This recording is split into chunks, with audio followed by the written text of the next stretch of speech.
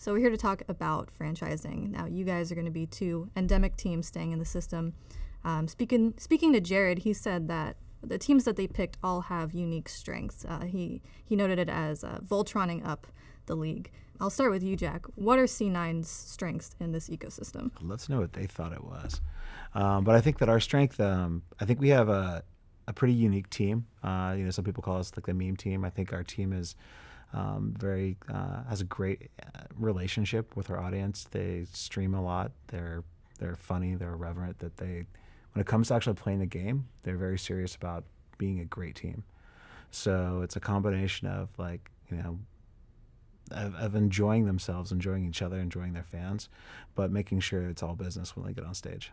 Yeah. So in this Voltron sort of analogy, I hope that our strengths are that we can provide sort of a bridge between sort of the two sort of groups of the sort of highly endemic organizations like the TSMs, like the Cloud9s of the world, and a lot of these newer guys who actually have a similar profile to us, right? As a lot of them are MBA owners who are coming in with limited knowledge of the space, but vast sort of traditional sports experience. And so we fit sort of in the between there, where we do have some endemic knowledge, and we've been in the space for a year. Certainly not as much as someone like Jack, but we also have that traditional sports background, and we also do come with MBA experience, and hopefully we can provide sort of expertise to those guys to help them learn from our first year in the league, things that we found translated from sort of traditional sports and things that we found didn't, frankly, right? So hopefully that's sort of the value that we can bring as an ownership group in this league. And FlyQuest in particular, in the announcement today, the focus is really on revamping. There's a new logo, new branding efforts, new management.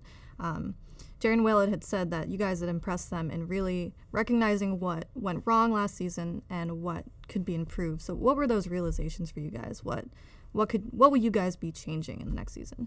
Yeah, something that I really liked about the franchising process was that the application was made, you had to become really introspective and look at sort of what you've done right and what you've done wrong, and how you're going to add value to sort of esports and to the League of Legends ecospace going forward. And so for us, one thing that we really honed in on is that we weren't giving our fans enough agency within our brand. We weren't giving them the voice that they sort of deserve, because at the end of the day, we don't really exist without them. Their sort of passion and commitment to the space is why it exists. And so everything we've done sort of in planning for this year and revamping our brand has been a focus on sort of showcasing fans, their sort of voices, and frankly for us to do a better job of listening. And so every sort of decision we make going forward is going to be centered around that. So will you be outreaching to them in certain ways to? Yeah. So a lot of our fan activations for the year are focused around taking fan input and activating it through our brand. So, for example, we'll have fan-inspired merch contests, fan-inspired content contests, where we sort of crowdsource ideas and put them in action within our own brand. And so we're hoping that by doing this, that we become better as a brand by just listening. What was Cloud9's introspection process like? The application process was, I think everyone put a lot of work into it. And for us, we were trying to figure out, where do we go from here? How can we improve our player experience? How can we make sure that we're able to compete internationally at a higher level than we have? And so a lot of what I was doing was trying to figure out how to provide better for my players so that we can have better results for our region.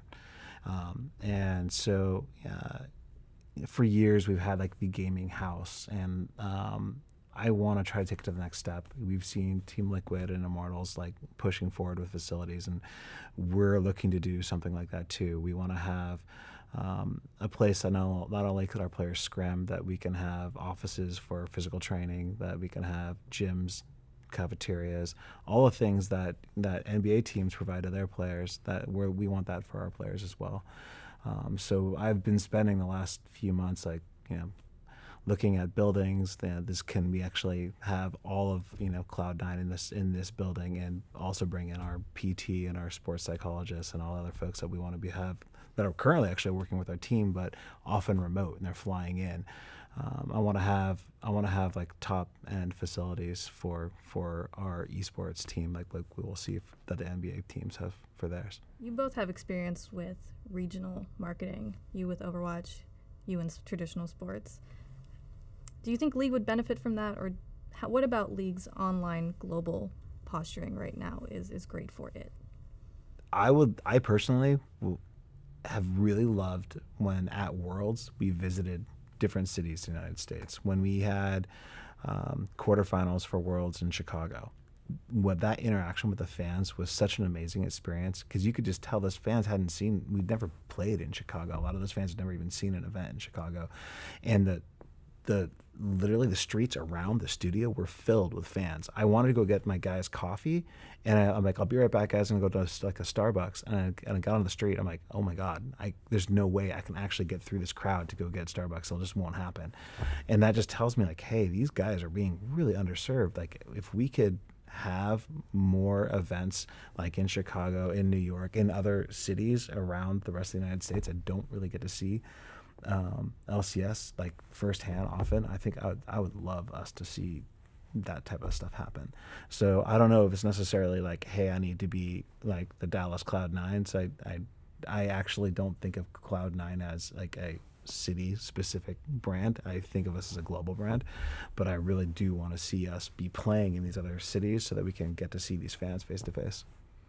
Let's talk a little bit about academy teams. You guys are required to field them. What were your biggest challenges in finding fresh talent before?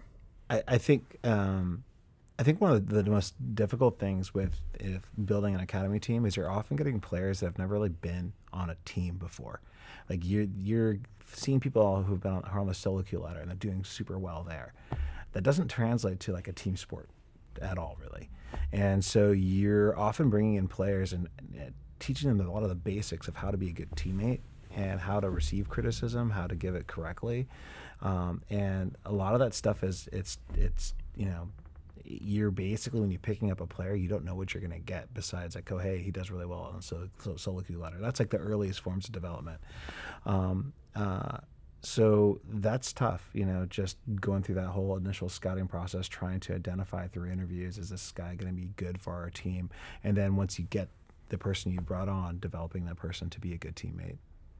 Do you think the academy teams is the solution to this? I mean, it's definitely going to help. I think that I want to see us actually go even further than the academy teams. I want to see youth leagues happen. I feel like this is step one of getting to a place where we can actually train people to be good teammates early on, so that by the time they get to me, that's already built in. Because so much of the next season will be focused on fanship for you guys, what's sort of the elevator pitch for fanship for both of your teams?